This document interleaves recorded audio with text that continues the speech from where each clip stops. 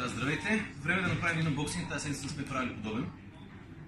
Пък доста игри чакат на рафт в склада. Това е играта Dune, направена по класиката на Франк Хърбърт. Играта е създадена в 1979 година. Мой връзник е, така да се каже. Махаме за пореден път след два неуспешни опита за унбоксинг. Така... Играта си има ретро вайба от годината, която е правена, въпреки това е така... Докарали са момента на лека носталгия, но с малко повече шарки. Играта е с леко преработени правила, за да все пак за адекватно за времето си. От 2 до 6 човека играе се 120 минути плюс, което като умножим по 2 пъти, значи може би едно 3 часа трябва да стигнат, всъщност не 4.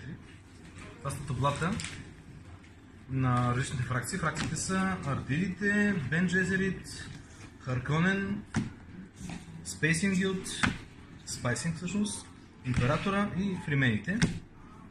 Това са таблата, които малко ще сглобим за бойната сила. Играта е контролна територия и не знам дали казах в този опит за унбоксинг.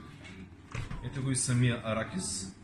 Там където се разхожда великия червей, чието име забравих. Шайху, да, подсказаха ми. Та така, всяка фракция почва на различно място, контрол за територии, призвават армии, имате лидери. В общи линии, играта, както продължава да известно време, трябва да си някакво познание.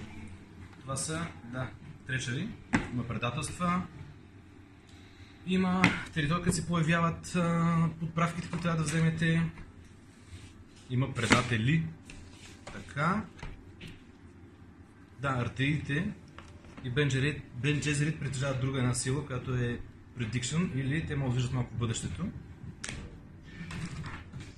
И Storm, също така на пятъчна гора ще обикаля по планетата и ще ви пречи на всички, а някой даже ще помага. Долу-горе това е.